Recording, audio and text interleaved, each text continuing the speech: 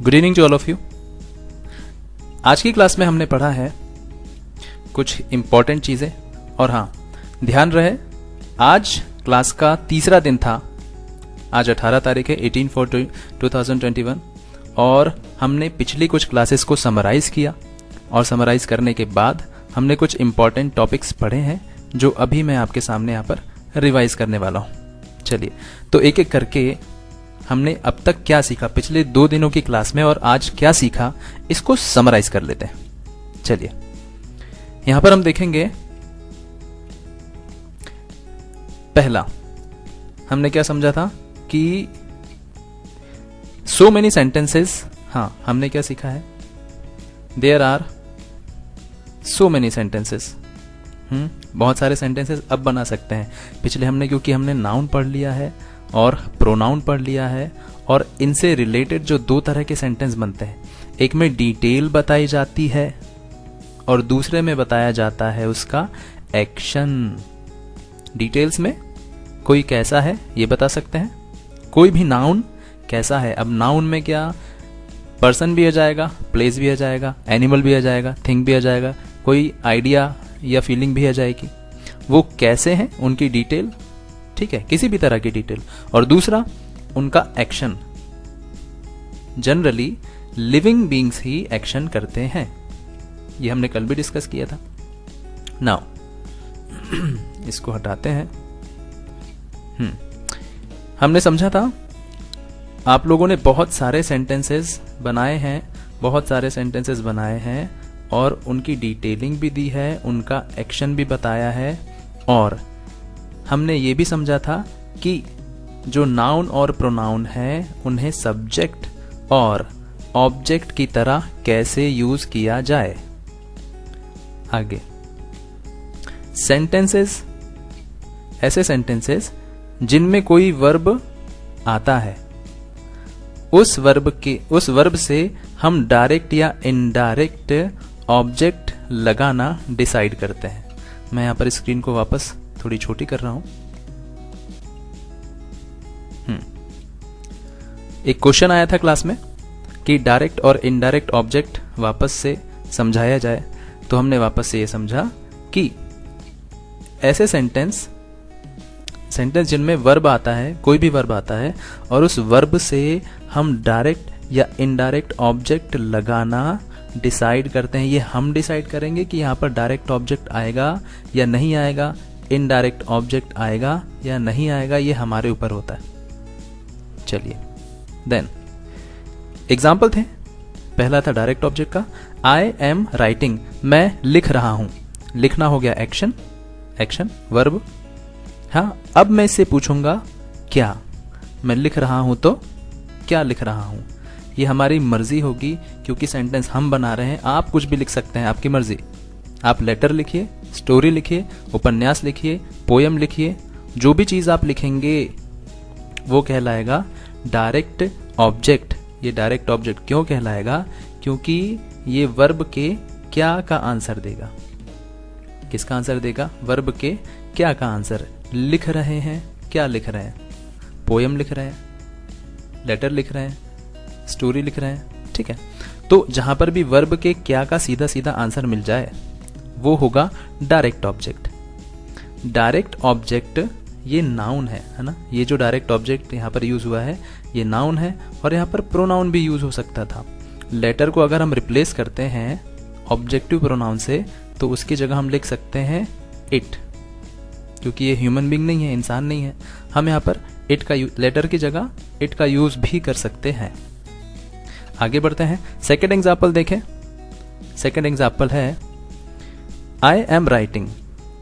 अब ये जो मैं लेटर लिख रहा हूं, उपन्यास लिख रहा हूं, जो भी कुछ लिख रहा हूं, स्टोरी वगैरह, वो किसको, इसका तो आंसर नहीं मिलने वाला, इसे हटाइए। किसके लिए लिख रहा हूं, आई एम राइटिंग, मैं लिख रहा हूं किसके लिए, तुम्हारे लिए या तुमको लिख रहा हूं। ये लेटर लिख रहा हूं तो तुमको लिख रहा हूं, अमन को लिख रहा हूं या अमन के लिए लिख रहा हूं, सिया के लिए लिख रहा हूं। ये सारे नाउन हो गए। और अगर आपको प्रोनाउन यूज करना है तो सिया की जगह क्या आ जाएगा, हर आ जाएगा। हमने कल ऑब्जेक्टिव प्रोनाउन देखे थे, सब्जेक्टिव प्रोनाउन, ऑब्जेक्टिव प्रोनाउन और पॉसेसिव प्रोनाउन। आज भी देखते हैं। चलिए आगे बढ़ते हैं।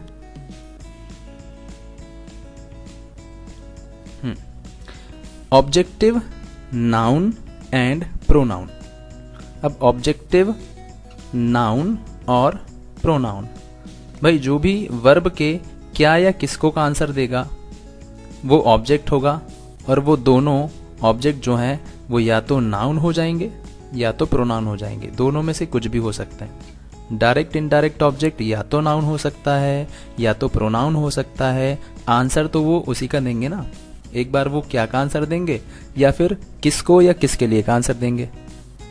ठीक है, नाउ इसमें वर्ब के किसको या किसके लिए का आंसर मिलेगा, किसमें आंसर मिलेगा, ऑब्जेक्टिव में। जब हम ऑब्जेक्टिव नाउन या प्रोनाउन पढ़ रहे हैं, है ना, ऑब्जेक्टिव में डायरेक्ट ऑब्जेक्ट भी आ जाएगा और इनडायरेक्ट भी आ जाएगा। तो हम इनडायरेक्ट ऑब्जेक्ट ढूंढने के लिए क्या करेंगे, किस तरह का क्वेश्चन पूछेंगे, वर्ब से किसको या फिर किसके लिए। चलिए कुछ क्वेश्चन पूछते हैं।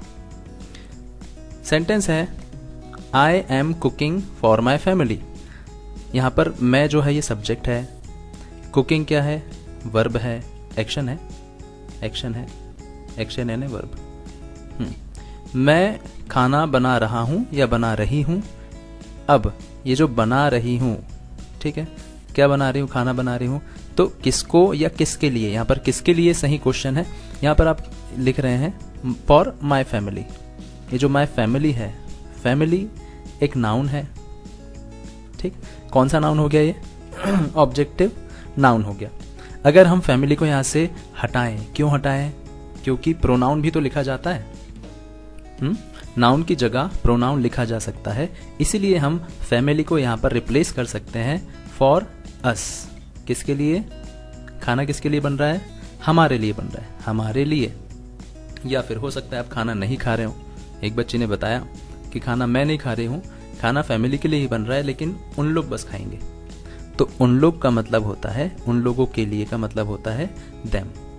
उन लोगों के लिए बन रहा है खाना, मैं उन लोगों के लिए खाना बना रही हूं, तो I am cooking for them. और मैं हम लोगों के लिए खाना बना रही हूं, तो I am cooking for us. मैं फैमिली के लिए खाना बना रही हूं, तो I am cooking for my family. यहां पर नाउन यूज हो गया, यहां पर प्रोनाउन यूज हो गया। अगले सेंटेंस में चलते हैं। आई विल रन, मैं दौड़ूंगा या दौड़ूंगी। अब किसको दौड़ूंगी, ये तो इसका आंसर मिलने से रहा, तो मैं किसके लिए दौड़ूंगी, ये इसका आंसर मिल सकता है। I will run for good health, मैं किसके लिए दौड़ूंगी, अच्छी सेहत के लिए दौड़ूंगी। ठीक, ये हो गया नाउन। और अगर अच्छी सेहत को रिप्लेस करना चाहें, हम प्रोनाउन लगाना चाहें, गुड हेल्थ, हेल्थ एक नाउन है, उसकी जगह हम क्या लगा सकते हैं, प्रोनाउन इट लगा सकते हैं। क्यों, क्योंकि यहाँ पर I you we they he she या फिर him him her me them इस तरह के ऑब्जेक्टिव प्रोनाउन नहीं लगाएंगे। क्यों, क्योंकि हेल्थ जो है वो ह्यूमन बीइंग थोड़ी है, वो तो बस भावना है। ठीक, तो उसके लिए हम यूज करेंगे pronoun it. Then third sentence देखिए, I am taking class. I am taking class, मैं क्लास ले रहा हूं। अब मैं किसकी क्लास ले रहा हूं, हो सकता है किसको पढ़ा रहा हूं, ऐसा हो सकता है, या फिर मैं किसके लिए क्लास ले रहा हूं, ये भी हो सकता है। तो मैं क्लास किसके लिए ले रहा हूं, निशा के लिए। पढ़ने वाली कौन है, निशा है। निशा तो एक नाउन है, ऑब्जेक्ट की जैसे यूज हुआ है, नाउन है। अब हम नाउन की जगह प्रोनाउन भी लिख सकते हैं, बचपन से यही पढ़ते आ रहे हैं, pronoun is a word used in place of a noun. तो हम यहाँ पर प्रोनाउन भी यूज करते हैं। कौन सा प्रोनाउन, ऑब्जेक्टिव प्रोनाउन, हर। मैं क्लास ले रहा हूं उसके लिए। ठीक है, चलिए आगे बढ़ते हैं। ऑब्जेक्टिव नाउन और प्रोनाउन डायरेक्ट भी हो सकता है और इनडायरेक्ट भी हो सकता है, दोनों हो सकते हैं। दोनों हो सकते का क्या मतलब है, आपको जो वर्ब है ना, वर्ब से अगर आप पूछते हैं क्या, तो जो भी आंसर आएगा वो डायरेक्ट ऑब्जेक्ट होगा। और वर्ब से अगर आप पूछते हैं किसको या किसके लिए, तो उसका आंसर इनडायरेक्ट ऑब्जेक्ट आएगा। कुल मिलाकर के दोनों ऑब्जेक्ट ही हैं, जो किस पे डिपेंड होते हैं, वर्ब पे डिपेंड होते हैं। ठीक, ध्यान दीजिएगा, क्वेश्चन जो है ना वो क्या और किसको या किसके लिए ही पूछेगा। इसके अलावा कई और प्रश्न भी वर्ब से पूछे जा सकते हैं, लेकिन हमें हर क्वेश्चन वर्ब से पूछ करके ये उम्मीद नहीं करना है कि वो डायरेक्ट ऑब्जेक्ट या इनडायरेक्ट ऑब्जेक्ट होगा। डायरेक्ट तब होगा जब हमें वर्ब से क्या का आंसर मिले, इनडायरेक्ट तब होगा जब वर्ब से हमें किसको या किसके लिए का आंसर मिले। बाकी जो क्वेश्चन होते हैं ये हम आगे की क्लास में सीखेंगे कि ये क्या चीज है जो वर्ब का आंसर दे तो रहे हैं लेकिन ये डायरेक्ट ऑब्जेक्ट भी नहीं है, इनडायरेक्ट ऑब्जेक्ट भी नहीं है, तो वो क्या है ये हम आगे की क्लास में क्लियर करेंगे। अभी यहां पर हम आगे बढ़ते हैं। प्रोनाउन। प्रोनाउन ऑब्जेक्ट की तरह आता है, मीन्स सेंटेंस के लास्ट में आता है। ये हम पॉजेसिव में पहुंच गए है ना, यहां पर हम पहुंच गए पॉजेसिव में। मैं हेडिंग नहीं दे पाया यहां पर। पॉजेसिव, ये है पॉजेसिव प्रोनाउन। हमने पॉजेसिव नाउन पढ़ा है, ये पॉजेसिव प्रोनाउन पढ़ रहे हैं। पॉजेसिव नाउन में क्या करना होता है, किसी का नाम लिखे, एपोस्ट्रोफी एस लगाए और फिर जो भी उसके अधिकार की वस्तु है वो बता दिए। अब यहां पर हम क्या कर रहे हैं, नाउन यूज नहीं कर रहे हैं, पॉजेसिव प्रोनाउन यूज कर रहे हैं। पॉजेसिव प्रोनाउन यूज कर रहे हैं। तब देखिए कल की क्लास में क्या देखा था हमने कि माइन भी आएगा और माय भी आएगा, दोनों का मीनिंग एक ही है, मेरा या मेरी। ठीक, अब कब आपको माइन लगाना चाहिए, कब आपको माय लगाना चाहिए, आज की क्लास में हमने ये सीखा। चलिए रिवाइज करते हैं। प्रोनाउन, हमको पॉजेसिव प्रोनाउन कब यूज करना है, ये ऑब्जेक्ट की तरह आता है, मीन्स सेंटेंस के लास्ट में आता है, लास्ट में आएगा। देन पॉजेसिव एडजेक्टिव के बारे में बात करते हैं। नाउन के पहले आकर उसके बारे में बताता है। नाउन के पहले आएगा ये। नाउन मतलब क्या, जिस अधिकार की वस्तु के बारे में आप बात करने वाले हैं वो है नाउन, वो है नाउन। चलिए देख लेते हैं किस तरह से। यहां पर आप माइंड में रखेंगे अधिकार, है ना, निजी, ओन। तो देखिए यहां पर कार की बात हुई है, यहां पर कार की बात हुई है, साथ में मेरी की बात हुई है, मेरी। अब मेरी को आप बोल सकते हैं माइन और मेरी को आप बोल सकते हैं माय। तो कब माय लगाएं, कब माइन लगाएं, देखते हैं। फिर से ध्यान से समझिए, जब आप अधिकार की वस्तु को पहले स्थान पे रख देते हैं और लास्ट में, सेंटेंस के लास्ट में ऑब्जेक्ट की तरह अधिकार बताते हैं, अधिकार कहां पहुंच गया, लास्ट में पहुंच गया सेंटेंस के, तब वहां पर आप पॉजेसिव प्रोनाउन का यूज करेंगे। मेरी तो माइन, जैसे कि और क्लियर कर लेते हैं इसको। This car is mine. यहां पर आपने ऑब्जेक्ट को पहले लिखा है और अपने अधिकार वाला शब्द बाद में लिखा है, यहां पर लिख दिया आपने माइन। जबकि सेकंड सेंटेंस में क्या हुआ, आपने पहले लिखा है दिस इज के बाद माय। यहां पर जो वस्तु है अधिकार वाली वस्तु जो है वो किसके बाद आई है, अधिकार के बाद आई है। पहले अगर अधिकार आ गया, उसके बाद में आप वस्तु बता रहे हैं या जिस पर भी अधिकार है वो बता रहे हैं, है ना, वो नाउन आ गया। सिर्फ वस्तु की बात नहीं हो रही, यहां पर किसी भी तरह का नाउन आएगा जिस पर अधिकार हो सकता है। तो पहले अधिकार आया, बाद में वो नाउन आया, तो यहां पर आपको माइन नहीं लगाना है, यहां पर आपको लगाना है पॉजेसिव एडजेक्टिव, जो कि है माय। हम लोग जनरली पॉजेसिव एडजेक्टिव ही यूज करते हैं। क्या क्या, my, your, his, her, our, their या फिर इट्स, है ना। मेरा, आपका, उसका, उस लड़की का, हमारा, उनका और इसका या उसका।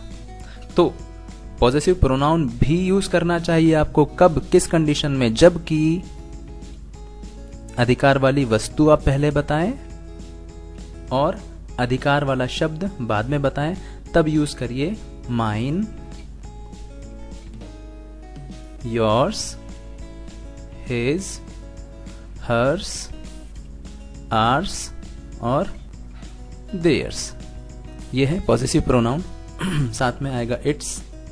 ये पॉजेसिव प्रोनाउन है जो कि सेंटेंस के लास्ट में यूज होंगे। पहले अधिकार वाली वस्तु के बारे में बता दिया गया और लास्ट में बताया जाएगा अधिकार। टेंस आप उस तरह के लगा सकते हैं जैसे आपको लगाना है, प्रेजेंट, पास्ट, फ्यूचर। आगे बढ़ते हैं। हमने अब कुछ एग्जाम्पल्स लिए। एग्जाम्पल किस लिए लिए, फटाफट देख लेते हैं। This is my house, my house positive adjective, पहले अधिकार बता दिया गया, बाद में वस्तु। फिर है this house is mine, mine क्यों लगा, क्योंकि जो वस्तु है वो पहले लगी है, अधिकार बाद में बताया गया। Very good. सेकंड, मैं फटाफट एग्जांपल बोल देता हूं। This is my pen positive adjective my, और this pen is mine positive pronoun mine. This is your book positive adjective your, this book is yours तो positive pronoun yours.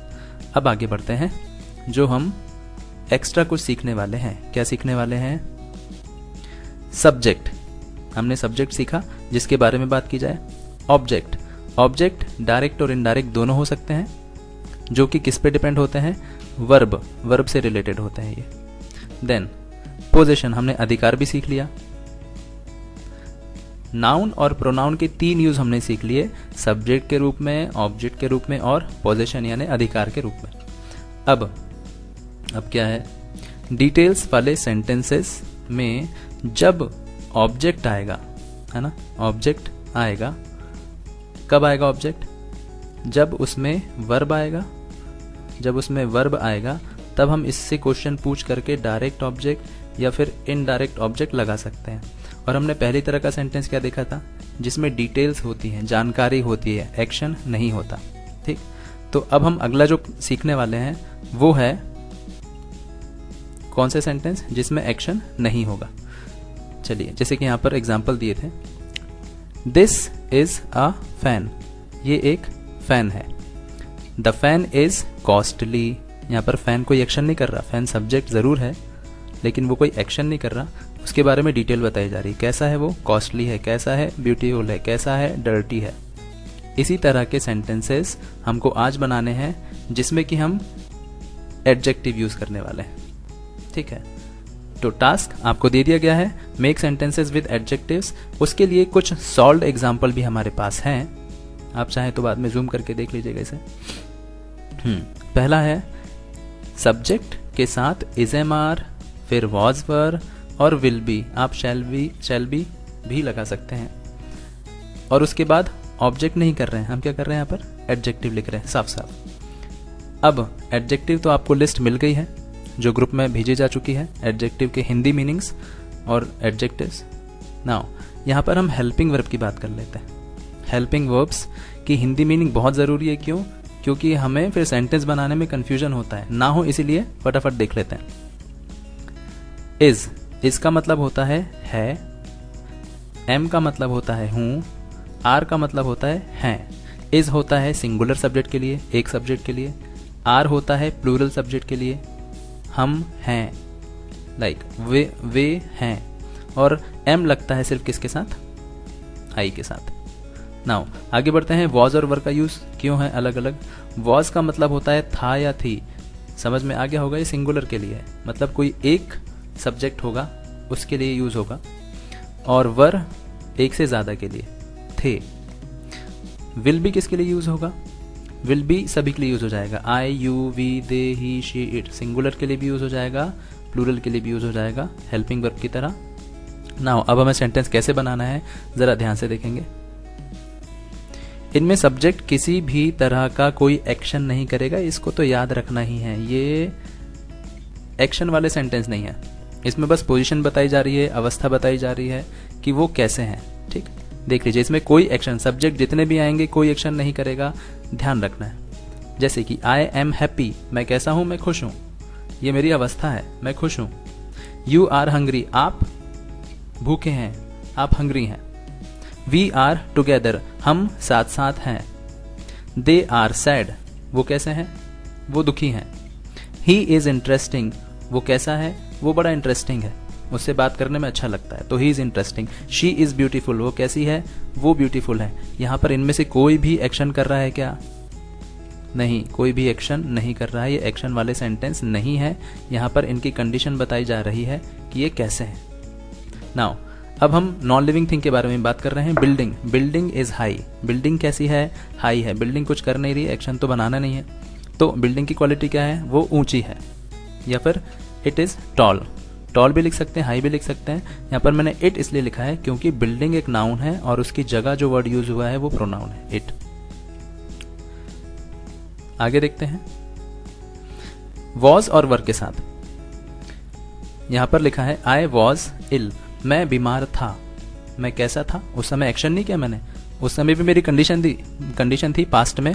I was ill, then you were tired, आप थके हुए थे। We were hungry, हम भूखे थे। दे were happy, उन लोग खुश थे। ही वॉज पुअर, वो गरीब था, अब अमीर है। शी वॉज वीक, वो कमजोर थी, अब नहीं है। काउ वॉज हंग्री, गाय कैसी थी? उसकी अवस्था क्या थी? वो हंग्री थी, भूखी थी। अब काउ की जगह क्या लिख सकते हैं? प्रोनाउन। काउ एक नाउन है तो यहां पर हटा करके इट लिखा जा सकता है। बाकी ये सब तो प्रोनाउन है ही है, सब्जेक्ट। आगे देखते हैं विल बी के साथ। वीडियो लंबा ना हो जाए इसलिए हम थोड़ा फास्ट कर रहे हैं, ये लास्ट एग्जांपल्स हैं। Then I will be happy, मैं खुश होऊंगा। ये फ्यूचर में मेरी अवस्था है, मैं खुश होने का एक्शन नहीं करूंगा। ये फ्यूचर में मेरी अवस्था होगी कि मैं खुश होऊंगा। वो रिच होगा, अमीर होगा, सॉरी आप रिच होंगे। वी विल बी टैलेंटेड, हम टैलेंटेड होंगे फ्यूचर में। दे विल बी सक्सेसफुल, वो सक्सेसफुल होंगे। ही विल बी डेंजरस, वो डेंजरस होगा। शी विल बी फ्यूरियस, वो खतरनाक होगी, आग बबूला। आग मीन्स वॉट? बहुत ही ज्यादा गुस्से वाली, furious. Elephant will be old, तो एलिफेंट कैसा होगा? बूढ़ा होगा। और it will be old, it क्यों लगाया मैंने यहाँ पर? एलिफेंट एक नाउन है, उसकी जगह प्रोनाउन इट का यूज किया गया है। तो आज के लिए इतना काफी है। और करना क्या है, आपको इन सब के साथ सेंटेंसेस बनाने हैं। Is, am, are, was, were, will be के साथ एडजेक्टिव लगाने हैं। एडजेक्टिव लगा करके हमको ये पहली तरह का सेंटेंस बनाना सीख रहे हैं। ये डिटेल्स वाले सेंटेंस है, ये डिटेल्स वाले सेंटेंस। इसके आगे की क्लास में हम एक्शन वाले सेंटेंसेस सीखेंगे, उसके लिए तैयार रहिए। मगर पहले हम इसमें एक्सपर्टाइज हासिल कर लेते हैं। चलिए एक और बार छोटी सी समरी। आप नाउन सीख चुके हैं, प्रोनाउन सीख चुके हैं, इनका यूज सीख चुके हैं। ये सब्जेक्ट में यूज होते हैं, ऑब्जेक्ट में यूज होते हैं और पॉजेसिव में यूज होते हैं। ठीक है, इसके साथ साथ आप डायरेक्ट ऑब्जेक्ट और इनडायरेक्ट ऑब्जेक्ट को भी अच्छे से पढ़ चुके हैं। अब जो हमें करना है वो ये करना है कि किसी भी सब्जेक्ट को उठा करके प्रेजेंट में वो कैसे हैं, पास्ट में वो कैसे थे और फ्यूचर में वो कैसे होंगे, इनके ऊपर सेंटेंसेस बनाना है। चलिए वीडियो काफ़ी लंबा हो रहा है तो आज के लिए इतना ही। Congratulation and thank you so much.